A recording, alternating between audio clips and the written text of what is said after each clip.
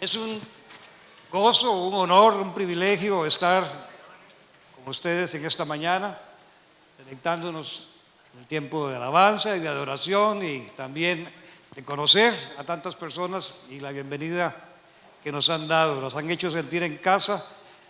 Como les decía el pastor, ya hace 3 años, van a ser 4 años que nos conocemos y hicimos clic, ¿verdad? Realmente. Y nos hemos acercado mucho y nos ha dado el Señor el privilegio de ministrar también juntos en este año que hicimos nuestra primera conferencia para el liderazgo de la Biblia abierta en Costa Rica. Muchísimas gracias a la pastora, a la familia que nos ha recibido, y vamos a orar y a pedirle al Espíritu Santo que nos guíe. Padre, y cuando decimos Padre, no es una muletilla de la oración, es que reconocemos, Señor, tu paternidad y tu amor sobre nuestras vidas. Y te llamamos Padre, Señor, porque somos tus hijos. Tú nos has redimido, nos has amado con amor eterno. Y cuando oramos, Señor Padre, te decimos, no como dije, como una muletilla, sino porque reconocemos esa paternidad y ese amor. Y oramos puestos de acuerdo en este momento, Señor, para que por medio del Espíritu Santo esta palabra, Señor, que es buena semilla, esta palabra, tu palabra, Señor, como buena semilla, dé fruto en cada uno de nosotros, en el nombre de Jesús. Haga esta declaración conmigo diciendo: tu palabra es buena semilla y yo soy tierra fértil, y esta palabra, esta semilla no regresará a ti vacía, sino que conforme al propósito por el cual has enviado, así dará fruto en mi corazón. Amén y amén. Pueden sentarse, mis hermanos. Muy bien, tengo que hacer un cambio de luces, cambiarme los lentes. Con estos que tengo puedo ver aquí hasta estas bancas de aquí, hasta esta división donde están los hermanos aquí. Pero cuando me cambio los focos, ya los que están en la parte de atrás ya no los voy a ver, así que no se vayan hasta que termine el mensaje.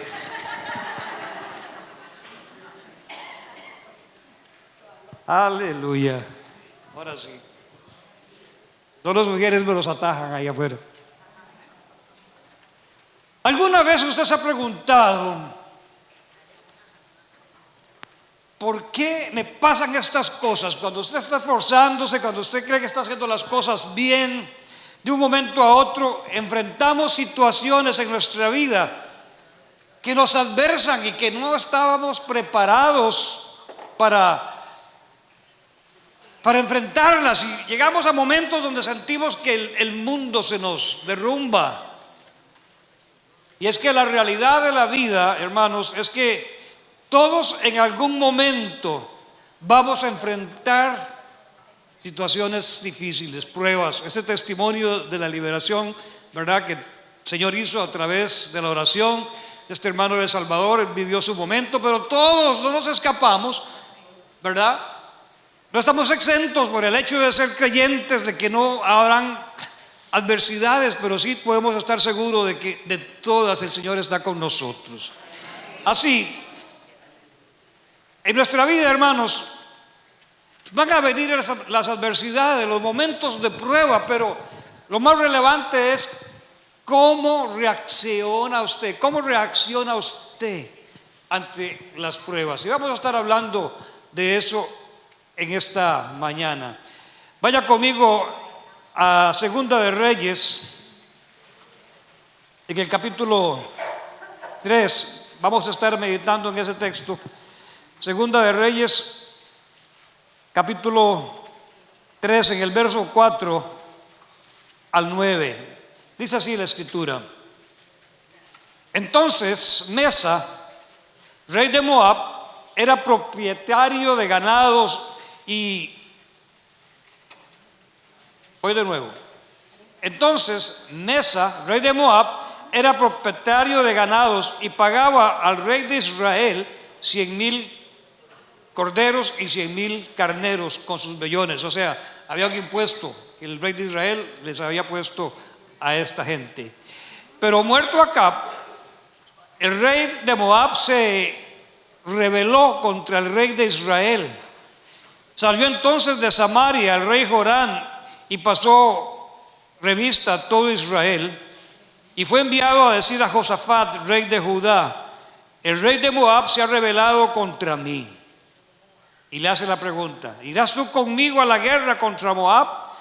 Y entonces el rey Josafat respondió y dijo: iré, porque yo soy como tú, mi pueblo como tu pueblo, y mis caballos como los tuyos. Y preguntó el rey Josafat y dijo: ¿por qué camino iremos? Y entonces el rey Joram le respondió: por el camino del desierto de Edom. Salieron pues el rey de Israel, el rey de Judá y el rey de Edom, y como anduvieron rodeando por el desierto 7 días de camino, les faltó agua para el ejército y para las bestias que lo seguían. Quedemos allí, tentativamente. Sabemos la historia que después de la muerte del rey Salomón, la nación de Israel se dividió, y sabemos, los que han estado en Iste conocen de esto. A la parte norte quedaron 10 tribus, ¿verdad? Y que se les conoce como Israel. Y en la parte sur quedaron 2 tribus, la tribu de Benjamín y la tribu de Judá, cuya capital, en el caso de Judá, era Jerusalén, y en la parte norte era Samaria. Entonces, vemos en este cuadro, ¿verdad?, que 3 reyes se ponen de acuerdo para ir a la guerra. El rey de Edom, ¿verdad? El rey de Edom, sus descendientes, ellos eran descendientes de Saúl. El rey Jorán de Israel, la parte norte, y el rey Josafat del reino del sur. 3 reyes que se ponen de acuerdo para marchar a la guerra contra otro rey. Pero leímos que a los 7 días que ellos iban marchando en el desierto, se les terminó el agua.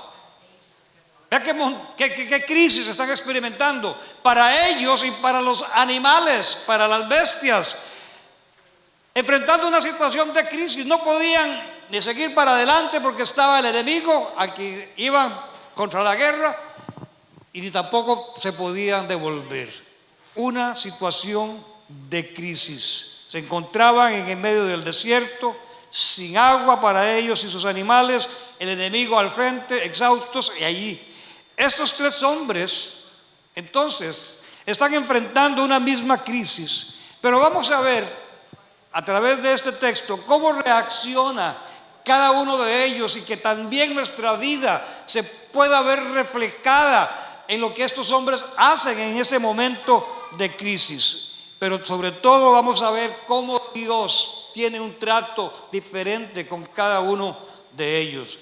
Y el tema del mensaje en esta mañana es 3 actitudes que emergen en la prueba. Y la primera actitud, para los que anotan, la primera actitud que emerge en la prueba es la actitud del negativismo y de la queja. Noten el verso 10 seguidamente de Segunda de Reyes que estamos leyendo. Entonces, dice el rey de Israel, ante esa situación de crisis que están viviendo, entonces el rey de Israel dijo, quejándose, que ha llamado Jehová a estos 3 reyes para entregarlos en manos de los moabitas. Ante la crisis, hermanos, que estos hombres se enfrentan, este rey Jorán de Israel tiene una actitud de queja en su corazón, una actitud de murmuración contra Dios, diciendo que Dios los había traído allí y los puso en ese momento de crisis para entregarlos en manos de sus enemigos. ¿Qué ha traído el Señor a esos 3 reyes? Echándole la culpa a Dios. Hermanos, veamos este cuadro. ¿Quién escogió el camino del desierto? Cuando el rey Josafat preguntó, ¿por qué camino iremos? En el verso 8, Este rey Joram fue el que tomó la decisión y dijo: iremos por el camino del desierto de Edom. Él tomó la decisión de ir por ese camino, y cuando se encuentran ahí en esa situación de crisis, lo que hace es murmurar contra Dios, culpar a Dios y quejarse. ¿Qué ha traído Dios a esos tres hombres para entregarlos en manos de sus enemigos? Al ver este cuadro, mis hermanos, muchas personas en el pueblo de Dios, aunque usted, como digo siempre en mis predicaciones, no lo crea, muchas personas en el pueblo de Dios han tomado el camino del desierto, han tomado decisiones sin consultarle a Dios, en desobediencia, fuera de su voluntad. Han tomado decisiones dejándose llevar por sus sentimientos, por sus emociones, apoyándose en sus propias capacidades y no consultando a Dios. Y han atravesado por esas decisiones sin consultar a Dios momentos de desierto en sus vidas. Pero una cosa es cuando usted toma la decisión de ir por el camino del desierto sin consultarle a Dios, y otra cosa es cuando Dios nos lleva a cada uno de nosotros al desierto, porque la verdad es que muchas veces el Señor permite que pasemos desiertos, pero cuando Él nos lleva al desierto, vamos a tener la garantía de su seguridad y de su presencia en nuestra vida. Aleluya. Dice la Escritura en Proverbios capítulo 14, en el verso 12: hay camino que al hombre le parece derecho, pero su fin es de muerte. Hermanos, el desierto es parte del proceso de Dios en nuestra vida para el creyente. Pero como les dije, una cosa es cuando usted escoge el camino del desierto, y otra cosa es cuando Dios lo lleva a ese desierto. El rey Joram escogió ir por el camino del desierto y terminó culpando a Dios de sus decisiones. Y este cuadro, hermanos, es el de muchas personas que cuando surgen los problemas y la adversidad en sus vidas, fácilmente buscan rápido tratar de culpar a otros por la situación, por la condición en la que se encuentra. A la esposa, por tu culpa, o al esposo. Hermanos, esta situación del rey Joram nos lleva entonces a una situación que cuando nos encontramos en esa adversidad, en esa dificultad, porque escogimos ir por el camino del desierto, entonces buscamos, hermanos, ponernos a pensar en nuestra propia responsabilidad, que por nuestras decisiones es que llegamos a esa situación, y empezamos a buscar chivos expiatorios, empezamos a culpar a las personas, a los compañeros de trabajo, al jefe, a los profesores en la universidad, en el colegio. Empezamos a buscar esos chivos expiatorios para salvar nuestra responsabilidad. Nos quejamos muchas veces delante de Dios: Dios, ¿por qué a mí no y por qué a él sí? ¿No le ha pasado? Cuando Dios empieza a veces a levantar personas, y me gozo por esos testimonios, los que han pasado aquí al frente para servir, muchas veces ahí alguien puede estarlos mirando con ojos y decir: ¿por qué a él sí? ¿Por qué a ella sí? Yo no, quejándose contra Dios, pero no ha tomado tiempo para ver también su actitud y su poca disposición y su poco corazón para con el Señor. Eso era un paréntesis, no sé por qué lo estoy diciendo, pero muchas veces, hermanos, eso sucede de esa manera. El quejarse y culpar a otros, eso es parte de la naturaleza caída del ser humano.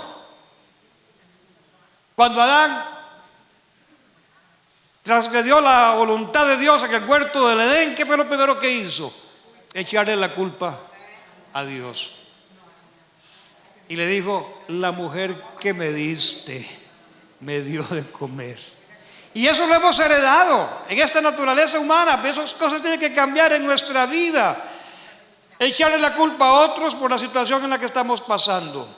Entonces, hoy podemos reflexionar verdaderamente y con toda consideración y respeto.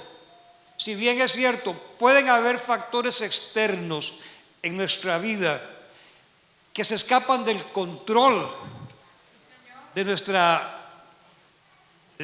vida. Aunque pueden haber situaciones externas, muchas veces no son las situaciones externas lo que está propiciando y agravando la crisis, sino la condición interna, la actitud de nuestro corazón, la que va a empeorar esa situación en nuestra vida.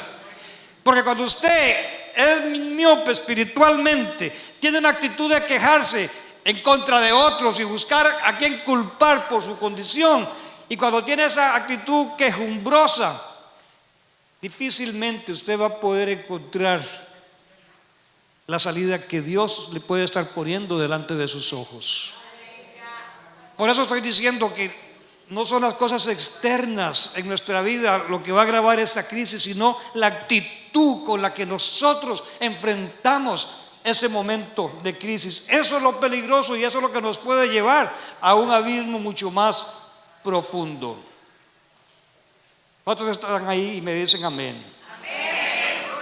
Culpar a otros, hermanos, y el negativismo, como dije, no nos deja pensar, no nos permite ver las posibilidades y no nos permite ver las soluciones. Y usted puede ir pensando en su propia vida y eliminar, decirle al Espíritu Santo y su interior: Señor, si yo he tenido actitudes de este tipo, de buscar esos chivos expiatorios y no examinarme a mí mismo, empieza entonces ahí a valorar su propia condición, su actitud de queja y culpa hacia otras personas por sus decisiones.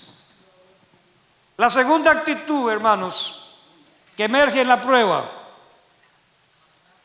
y quizás aquí son menos, pero los hay, es la actitud de la indiferencia. No es conmigo la cosa. Y como decimos en mi país, ¿qué me importa a mí? En el verso 9, usted puede leer allí: salieron pues el rey de Israel, vaya contándolos, el rey de Judá y el rey de Edom. 3 reyes fueron los que salieron. Pero aquí no se dice el nombre del rey de Edom. Fueron 3 reyes que marcharon a la guerra. Sin embargo, el relato que leemos no se dice nada del rey de Edom. Leímos, ¿verdad?, que Joram se quejó. Josafat, ahora vamos a ver acerca de él. Pero del rey de Edom, si usted sigue leyendo ahí en líneas, no se dice nada.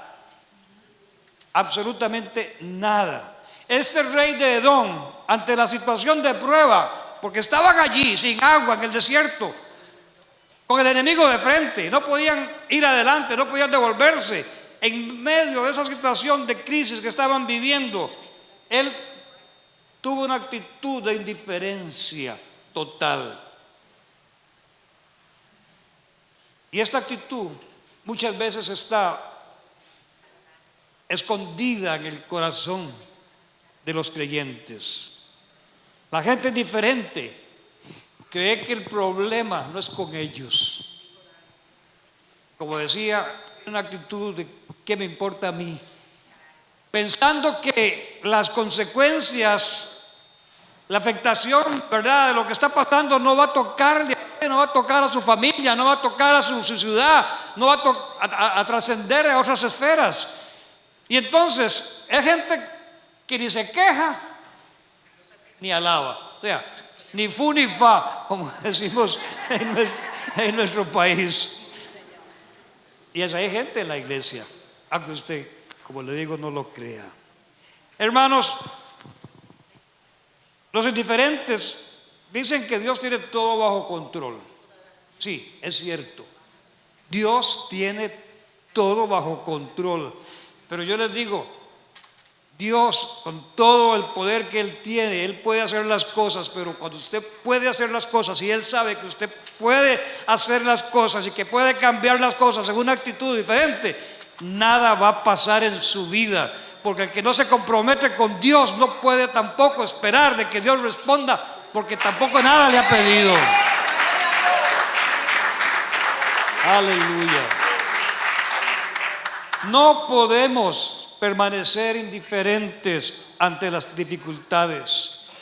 Dios no nos ha dado un espíritu de cobardía, dice la Escritura, sino de poder, de amor y de dominio propio. No podemos estar pasivos, indiferentes, dejando que se esté cayendo el techo de nuestra casa y que no hagamos absolutamente nada. Allá decimos una cosa, una frase que se me ocurre ahorita: el mientras tanto. Voy a hacer eso mientras tanto, y lo voy a dejar así mientras tanto. Y ese mientras tanto es que han pasado 20, 25 años y la ventana se está cayendo mientras tanto. Es una actitud de indiferencia. Dejemos eso ahí mientras tanto, y ahí lleva toda la vida. Y usted puede estar igual ahí espiritualmente mientras tanto, en una actitud de indiferencia, y no está pasando nada, no está cambiando nada en usted. Así que la siguiente actitud, la segunda que dije, es la indiferencia. La primera es quejarse, culpar a otros, buscar sus chivos expiatorios. Y vamos a ir a la tercera actitud que emerge en la prueba, y en el verso 11 y 12. Y esta actitud es confiar y apoyarnos en Dios. Vea el verso 11 y 12. En medio de esa crisis, en medio de esa prueba, dice el verso 11: mas Josafat, el rey de Judá, hizo una pregunta allí con los otros reyes y los generales que pudieran haber estado allí alrededor de ellos: ¿no hay aquí profeta de Jehová para que consultemos a Jehová por medio de él? Y entonces dice: uno de los siervos del rey de Israel respondió y dijo: aquí está Eliseo, hijo de Safat, que servía a Elías. Y entonces en el verso 12 dijo Josafat: este tendrá palabra de Jehová. Y descendieron a él el rey de Israel y Josafat y el rey de Edom. En medio de las circunstancias adversas que estaban enfrentando, este hombre Josafat, él preguntó, y esta pregunta es necesariamente, hermanos, una afirmación de su confianza en Dios. Es Dios que en medio de esta dificultad, en medio de esta crisis, es Dios quien tiene una palabra para nosotros. Consultémosle a Él. Aleluya. Hermanos, mirad este cuadro.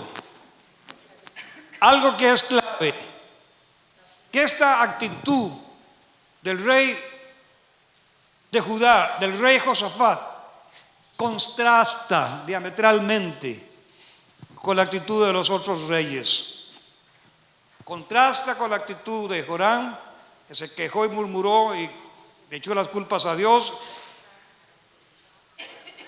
Contrasta con la actitud de indiferencia que tenía el rey de Edom. No se dejó arropar, porque muchas veces, hermanos, hay gente que en medio de la crisis usted le cuenta y no le ayuda, sino que todavía lo hunde más. ¿Sí?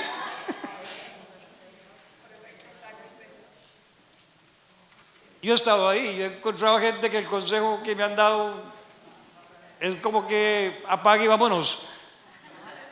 Hermanos, realmente la actitud de Josafat es la que de uno que en medio de las pruebas no se dejó arropar por la gente negativa,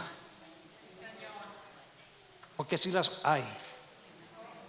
No se dejó arropar por la indiferencia, porque sí los hay en medio de la iglesia, sino que a pesar de haber tomado esta decisión de acompañar al rey Joram, y entendiendo el panorama de la historia, que de los reyes del norte realmente ni uno en toda la historia de los reyes del norte, ninguno hizo nada bueno. Todos fueron malos, hicieron malas cosas. Pero Josafat se une.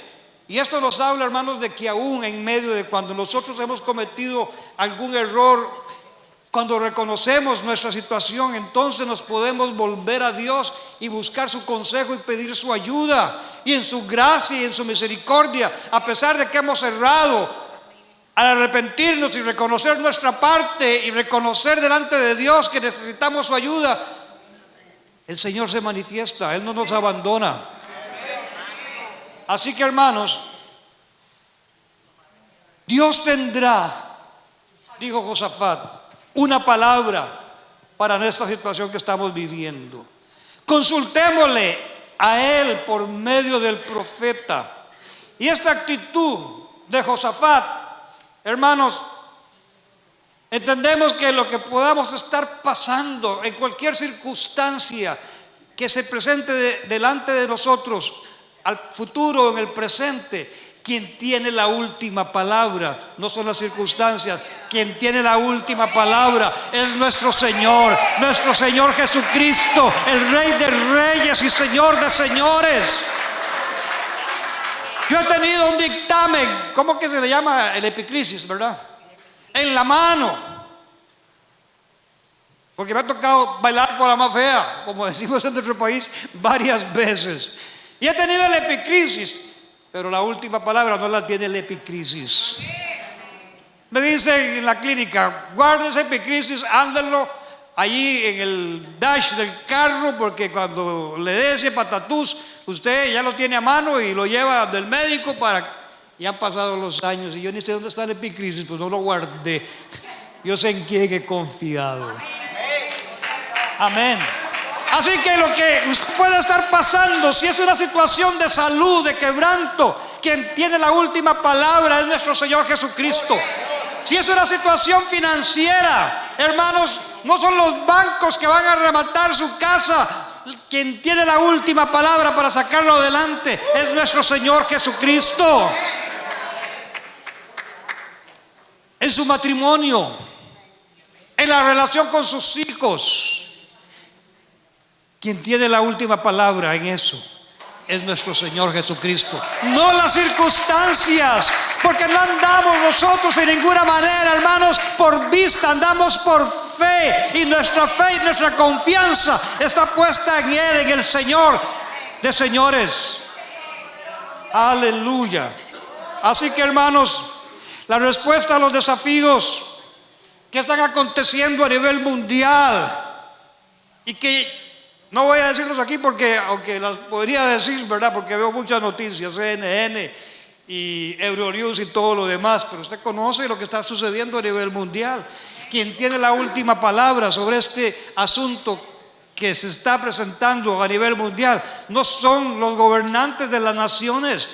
Quien tiene la última palabra es nuestro Señor Jesucristo, el que es, el que fue, el que vendrá, el que tiene todo bajo control, el que tiene toda la creación en la palma de su mano, porque dice la Escritura que con estos 3 dedos hizo todas las montañas de la tierra. Imagínense, Él es el que tiene la última palabra. Pero ahora veamos, hermanos, la respuesta de Dios, y esto nos va a sorprender.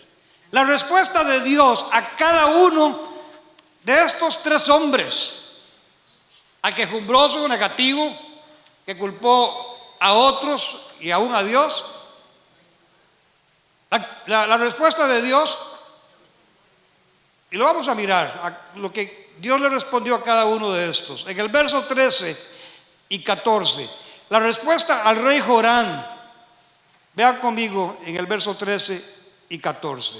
Entonces Eliseo dijo al rey de Israel, al que se quejó, ¿verdad? Al que culpó a Dios: Dios es quien ha traído a estos 3 reyes para entregarlos en manos de los moabitas. Entonces Eliseo dijo al rey de Israel, Dios hablando por el profeta: vean, esto es grueso. ¿Qué tengo yo contigo? ¿Sí? Y lo digo así: ¿qué tengo yo contigo? Ve a los profetas de tu padre y a los profetas de tu madre. Que feo que suena, ¿verdad? Pero así le está diciendo: ¿qué tengo yo contigo? Ve a los profetas de tu padre y a los profetas de tu madre. Y el rey de Israel le respondió: Vean qué cáscara, qué cara. No, porque Jehová ha reunido a estos 3 reyes para entregarlos en manos de los moabitas. Todavía allí, en la presencia del Señor, con esa actitud de negativismo y de queja. No, entendiendo el trasfondo, en este caso del rey Jorán. Él era hijo nada más y nada menos de Acab y Jezabel. ¿Cómo le queda el ojo?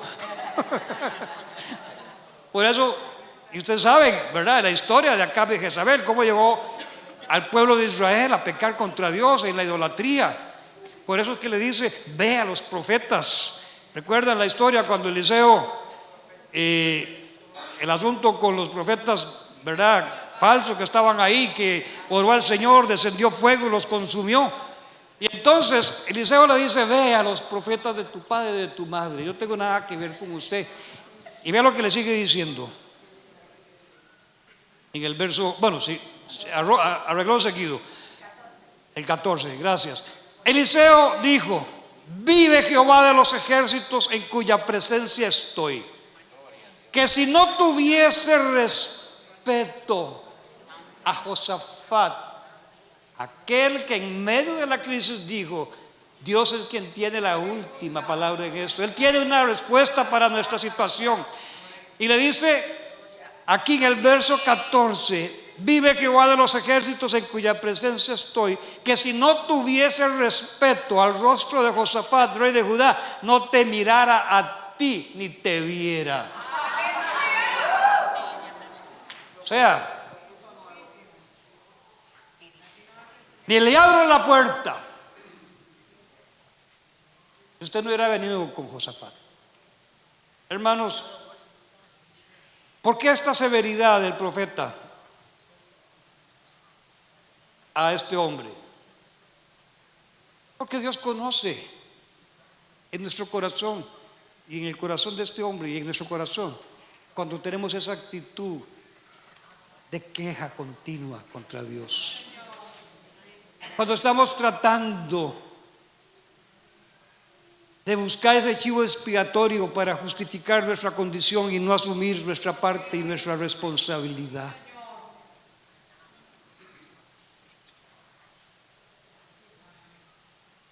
Yo digo esto, hermanos, y aquí como un paréntesis: no podemos presentarnos delante de Dios con una actitud así. Dios conoce el corazón de queja, y además entendemos el trasfondo familiar que tenía Jorán con Acab y Jezabel. Hermanos, voy a saltarme esta parte porque también entendemos que si seguimos leyendo allí en el 15: mas ahora tráiganme en un tañedor, o sea, una persona que tocara un instrumento de cuerdas allí, y mientras el Señor tocaba la mano, ¿verdad? Mientras el tañedor tocaba, este hombre tocaba su instrumento, la mano del Señor vino sobre Eliseo. Pero vamos a quedar ahí un momentito. ¿Qué le dijo entonces a Josafat? No le dijo nada, absolutamente nada. Pero hermanos, la respuesta que en este caso Dios a través del profeta le da al rey Josafat dice mucho. Y aquí es bien importante que miremos esto. Usted, como dije hace ratito, no puede pretender arreglar su situación que está viviendo al presente sin antes arreglar su condición espiritual. El rey Jorán, con ese trasfondo, con esa actitud de queja, de murmurar aún contra Dios, con ese trasfondo de pecado, porque volvió a los pecados de Jeroboam, dice ahí más adelante, ¿verdad? Y los pecados de Jeroboam fueron pecados donde, y conocen la historia, que en algún momento tenían que venir los israelitas del norte hasta Jerusalén a adorar, y entonces el rey Jeroboam, cuando ya se había dividido el reino, había muerto Salomón, les dijo: no, hombre, eso está muy largo, aquí yo les voy a hacer el lugar para que ustedes adoren y no vayan hasta allá. O sea, todo lo que tenía que ver con los levitas le importó nada, y puso profetas a su conveniencia y adoren aquí, y aquí es donde tienen que adorar. Entonces, esos son los pecados de Jeroboam. Entonces, solo existe un Dios al que podemos adorar. Y este hombre había cometido esos pecados de que podían adorar en cualquier parte, no tenían que ir hasta Jerusalén. Bueno, ahora, gracias al Señor, el camino ha sido abierto y podemos adorar a Dios en todo lugar y en todo momento, y de toda tribu y de toda nación. Pero aquí estaba establecido que eran los levitas y que tenía que ser en Jerusalén.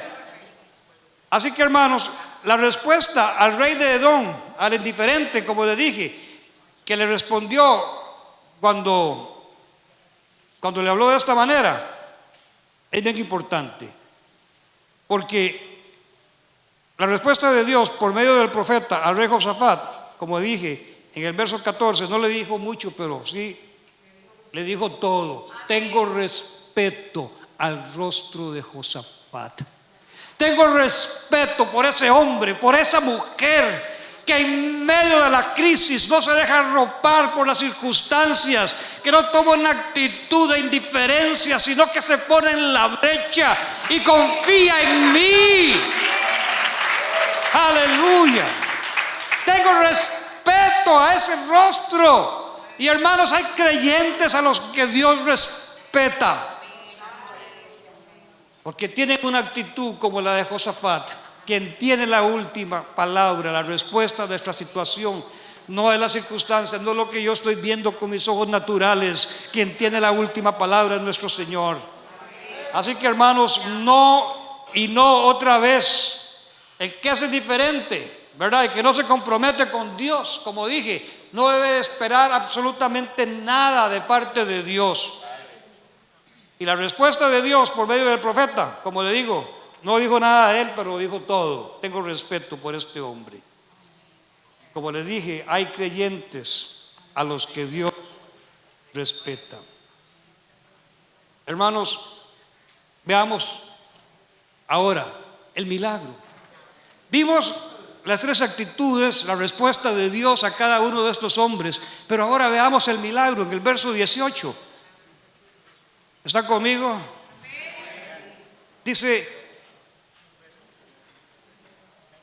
leámoslo desde el verso 16. Si me ayudan allá, gracias. Entonces, ¿verdad?, vino el tañedor, empezó a tocar el instrumento, la mano del Señor vino sobre Eliseo, quien dijo, verso 16: así ha dicho Jehová, hagan en este valle, y era un desierto eso, hagan muchos estanques, porque Jehová ha dicho así: no verán viento, ni verán lluvia, pero este valle será lleno de agua, y beberán ustedes y sus bestias y sus ganados. Aleluya. Hermanos, y esto dice el verso 18, no es nada, eso es cosa ligera. ¿Qué calidad era nuestro Dios, ¿verdad? No hay viento, no hay lluvia, pero hagan estanques, y eso no es nada, ¿verdad? Dice en el verso 18, esto es cosa ligera en los ojos de Jehová, entregará también a los moabitas en vuestras manos. El milagro de Dios vino en respuesta a la fe de Josafat. Vino en respuesta a la fe de Josafat. Hermanos, esta agua en el desierto, ¿verdad?, estos valles, en este valle hagan estanques, va a haber agua para ustedes y para sus animales. El milagro de Dios vino en respuesta. Sigamos leyendo el verso 20 al 22. Aconteció pues que por la mañana, cuando se ofrece el sacrificio, he aquí vinieron aguas por el camino de Edom, y la tierra se llenó de aguas en ese desierto. Cuando los de Moab, los enemigos, vieron esto, oyeron que los reyes subían a pelear contra ellos, se juntaron desde lo que apenas podían ceñir armadura en adelante y se pusieron a la frontera. Cuando se levantaron por la mañana y brilló el sol sobre las aguas, vieron los de Moab desde lejos aguas rojas como sangre. El Señor los estaba confundiendo. Y dijeron: esto es sangre de espada, porque entre ellos eran enemigos de alguna manera, Israel y la tribu de Judá. Pero también tenían ahí al rey, ¿verdad?, de Edom, que también en algún momento fueron enemigos. Y entonces dijeron: esto es sangre de espada. Los reyes se han vuelto uno contra otro y cada uno ha dado muerte a su compañero. Y ahora Moab al botín. O sea, ya esto lo tenemos. Hermanos, esto es agua en el desierto, dijeron. El rojo que ellos pudieron ver fue lo que Dios hizo para confundir a los ejércitos, en este caso de Moab. Y a ellos les pareció sangre. Simplemente, como dije, Dios confundió. Y dijeron entre ellos al botín, ni siquiera dijeron entre ellos: bueno, pónganse la armadura, agarren las espadas, vamos a ir a luchar. No, vamos a ir con bolsas a reclutar, ¿verdad? Cuando vieron todo ese cuadro de lo que Dios había hecho. Entonces, Moab al botín. Esto, ¿verdad?, es lo que estamos leyendo aquí. Dios en el verso 24, si seguimos leyendo: pero cuando llegaron al campamento de Israel, se levantaron los israelitas y atacaron a los de Moab, los cuales huyeron de delante de ellos, pero los persiguieron matando a los de Moab. Y otra vez la pregunta: ¿a causa de quién vino el milagro? A causa de uno que decidió confiar y permanecer en la brecha, con su seguridad de que Dios es quien tiene la respuesta para su vida en ese momento de crisis. Y es lo mismo en su vida, hombre, mujer, en este lugar, joven, en este lugar. Quien tiene la última palabra en su vida no son sus jefes que lo quieren botar del trabajo. Es Dios quien está allí con usted y lo sostiene. Así que, hermanos, esto también es real en la vida de muchos. Muchos están siendo bendecidos en sus vidas, no por ellos mismos, como sucedió con el caso del rey Jorán y del rey de Edom, que se beneficiaron del milagro. Hubo agua, ¿verdad? Los estanques se llenaron, le entregó a sus enemigos en sus manos. Pero así también en el ámbito espiritual, aún en el seno de la iglesia, en el seno de la familia, hay gente que se está beneficiando, que está viviendo, hermanos, de esos milagros, porque Dios ha encontrado en medio de ellos allí a madres que están en la brecha peleando la batalla por sus hijos, y sus hijos son bendecidos.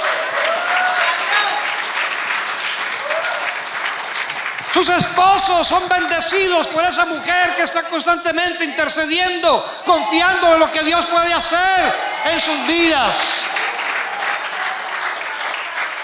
Pero por ellos mismos no. Después salen sacando pecho, rajando. Aquí estoy. Pero ¿saben por qué? Por la bendición de una que confió en el Dios. Aleluya. Así que, hermanos, hay ministerios que se mantienen y perseveran, porque hay hombres y mujeres como los que sirven en esta iglesia que le están creyendo a Dios. Y grandes cosas y proezas, porque están creyéndole a Dios, Dios hará en sus vidas. Así que quiero terminar con esto, concluyendo. Dios quiere hacer, porque Él está dispuesto en su amor y en su misericordia. Él quiere hacer un milagro en su vida.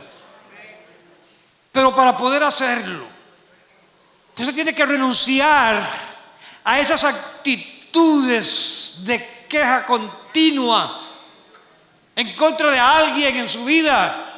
Tiene que renunciar a esa actitud de estar tratando de culpar a los demás y no asumiendo la responsabilidad por sus propios actos. Dios quiere hacer ese milagro en su vida, pero usted tiene que cambiar esa actitud de indiferencia que puede estar manifestando durante todo este tiempo, que está en una actitud de letargo, durmiendo cuando tiene que estar en una actitud de confiar y de clamar a Dios. Así que, hermanos, al mirar todo este cuadro, usted puede allí, a lo interno de su corazón, decirle al Señor: Señor, yo reconozco que si he llegado a este momento de crisis, como usted decía antes, por mi grandísima culpa, ¿verdad? Porque así lo decíamos, ¿verdad? Pero ahora usted tiene que decirlo en humildad delante de Dios. Yo soy, Señor, quien metió las de andar y metió las patas. Fueron mis decisiones equivocadas por no consultarte a ti, quien me trajo hasta este momento. Y sincerarse con Dios allí, en la intimidad de su corazón, sincerarse con Él y decirle: Señor, aquí estoy. Ya no quiero seguir indiferente a lo que está pasando. Yo voy a tomar mi lugar, pararme en la brecha y a pelear la batalla y a confiar en ti en esta mañana. En el nombre de Jesús. Hoy decido. Aleluya. Y usted puede decirlo allí en una oración, aunque sea balbuceando sus labios, pero si el Espíritu Santo le ha mostrado su condición y usted ha estado en esa posición en algún momento, hoy el Señor quiere hacer su milagro y usted puede decir: Señor, hoy yo decido confiar en ti. Hoy yo decido cambiar mi actitud y me dispongo para elevarme por encima de las circunstancias, porque tú eres el Dios que está en control de toda mi vida. En el nombre de Jesús. Aleluya. Póngase en pie y vamos a orar.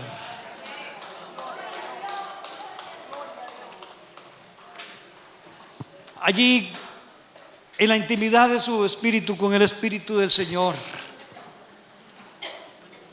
usted le puede decir: Señor, y tal vez el ministerio tiene un canto para terminar. Usted puede decirle allí al Señor: Señor, aquí está mi vida. Quizás he estado pasando estos momentos de dificultad y me he visto reflejado en estas actitudes. Pero hoy, Señor, yo decido cambiar en mi vida esas actitudes. Y como Josafat, Señor, creerte a ti, poner su seguridad y su confianza en ti.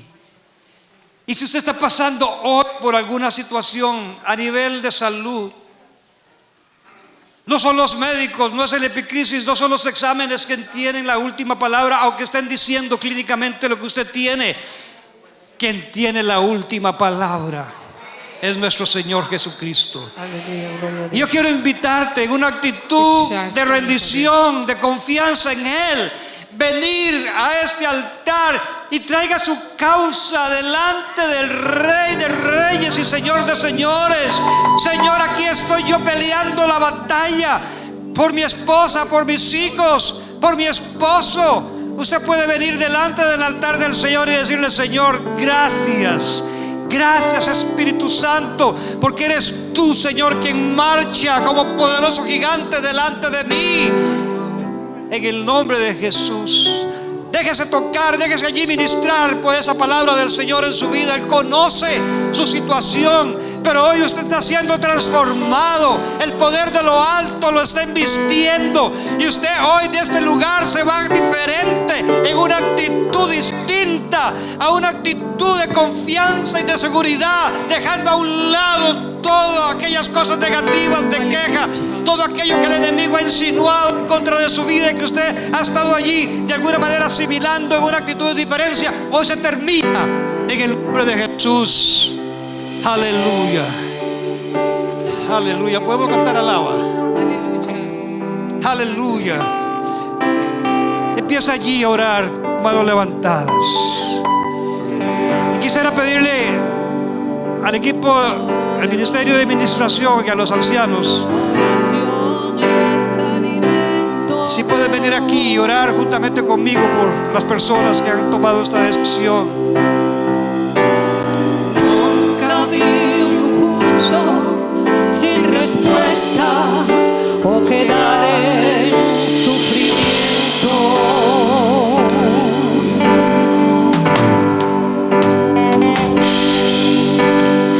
Basta solamente esperar lo que Dios irá a hacer.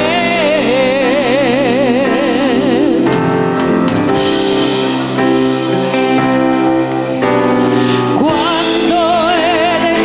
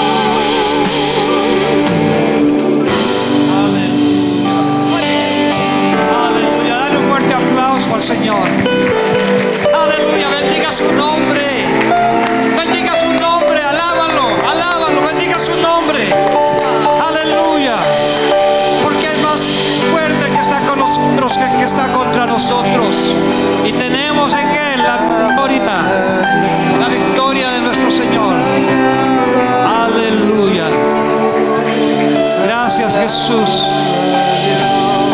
Gracias, Padre. Gracias, Señor, por esa manifestación de tu gloria. Aleluya. Gracias, Señor, porque tú, Señor, marchas delante de tu pueblo como poderoso gigante y estás en nuestras batallas, y los milagros ocurren porque tú, Señor, estás de nuestra parte, estás de nuestro lado. En el nombre de Cristo Jesús. Amén.